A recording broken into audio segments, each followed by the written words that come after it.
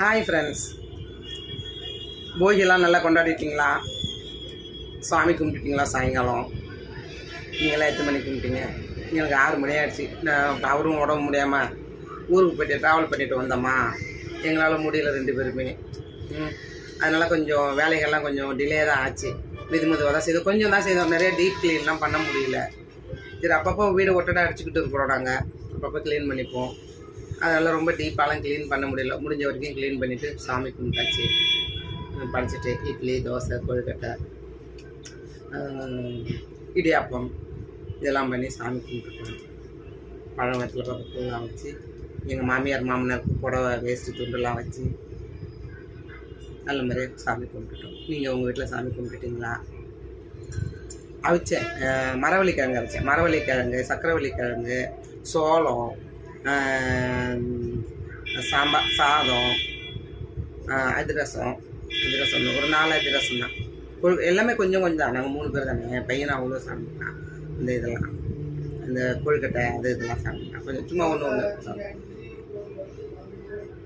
ஆளுக்கு 2 சாப்பிட்டுட்டு ஆச்சு. இனிமேல் தான் நைட்டு சாப்பாடு சாப்பிடணும். அங்கே வச்ச பழம், இந்த அதிரசம், முறுக்கு, மரவள்ளிக்கிழங்கு, சக்கரவள்ளிக்கிழங்கு, சோளம், கொழுக்கட்டை இதெல்லாம் சாப்பிட்டு உட்காந்துருக்கோம். ஒரு 9 மணிக்காக சாப்பிடுவோம் அப்படின்ட்டு இருக்கோம். நீங்கள்லாம் சாப்பிட்டுட்டிங்களா? எப்படி போச்சு? பொங்கல்லாம் ஷாப்பிங் முடிஞ்சிச்சு அவங்களுக்கு. நான் இன்றைக்கி சரவணா ஸ்டோர் போயிருந்தேன். வீடியோலாம் எடுக்க முடியல. இங்கே எடுத்துகிட்டு வந்து கும்பலில் போயிட்டு அப்படின்ட்டு போய்ட்டு ஷாப்பிங் பண்ணுறது கொஞ்சமாக தான் பண்ணேன். நிறையெல்லாம் ஒன்றும் வாங்கலை. உங்கள் வீட்டில் எல்லாம் நல்லா வாங்கிட்டீங்களா? எல்லா பொருளும் வாங்கிட்டீங்களா? உங்களுக்கு வேண்டியது எப்படி போச்சு? போகி எப்படி போச்சுன்னு சொல்லுங்கள். பொங்கல் நாளைக்கு அதே மாதிரி தான். பொங்கல் சக்கரை பொங்கல் தான். ரொம்ப பெருசாலாம் பண்ண மாட்டேன். மற்ற சாமான்லாம் வாங்கிட்டு வந்தாச்சு. கரும்பு, மஞ்சள் கொத்து, இஞ்சி எல்லாம் வாங்கிட்டு வந்திருக்கு. ஒரு சக்கரை பொங்கல் வச்சு, ஒரு வடையை வச்சு, ஒரு நெய்வேத்தியம் பண்ணிடலாம் சாமிக்கு. பழவத்தில் பார்க்க இருக்குது, பழவத்தில் பார்க்கலாம், நெய்வேத்தியம் பண்ணிடலாம் அப்படின்ட்டு இருக்கோம். அப்புறம் நீங்கள் உங்களுடைய வீட்டில் எப்படி சாமி கும்பிட்டீங்க? எப்படி என்ன செய்ய போகிறீங்க? உங்களுக்கு நல்லா பண்ண போகிறீங்க? ஏன்னா இப்போ நம்ம கிராமமாக இருந்தால் ரொம்ப கிராண்டாக பண்ணுவாங்க. அதேமாதிரி சக்கரை பொங்கல் வந்து அவர் கொஞ்சமாக தான் சாப்பிடுவார். அப்படியே கிடந்து வீணாக போவோம். நாங்கள் 3 பேர் தான். இந்த பக்கத்து வீட்டுக்காரங்க கொஞ்சம் கொடுப்போம்.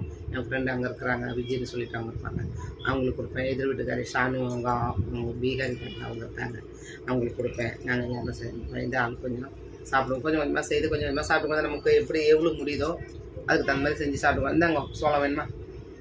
சாப்பிட்டீங்களா? போதுமா? இதுலேயும் கூட பாருங்கள், உப்பு குறைவாக தான்.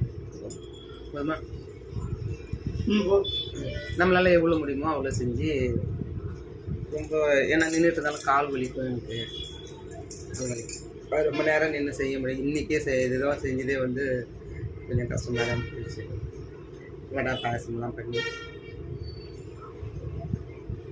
பண்ணுறதுக்கு லேட் ஆச்சு. இன்றைக்கி கொழுக்கட்டை மாவு ரெடி பண்ணி, கொழுக்கட்டை மாவை வறுத்து, அப்புறம் வெந்நீர் ஊற்றி பசைஞ்சு அதை கொழுக்கட்டை பண்ணி, அதுக்கு சுழியன் பண்ணி, சுழியன் சாப்பிட்றீங்களா?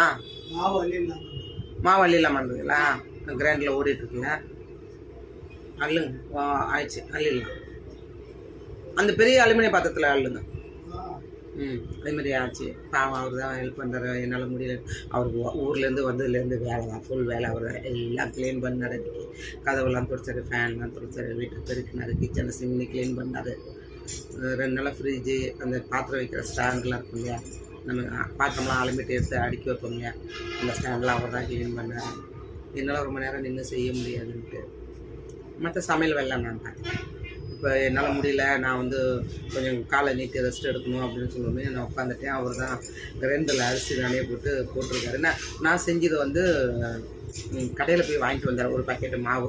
அதில் தான் ஒரு 4 இட்லி 2 தோசை அப்படி அந்த வார்த்து வச்சுருக்கேன். பார்த்து சாமி கும்பிட்டு சாப்பிட்டுட்டேன்.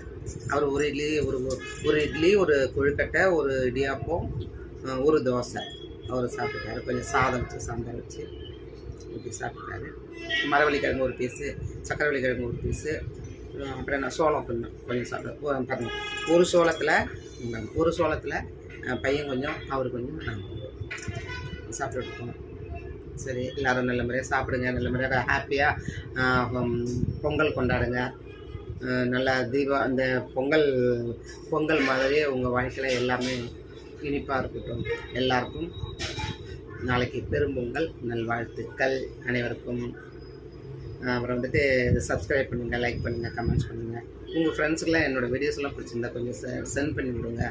பக்காமல் கமெண்ட்ஸ் பண்ணுங்கள். கமெண்ட்ஸில் போதும் அள்ளிடுங்க.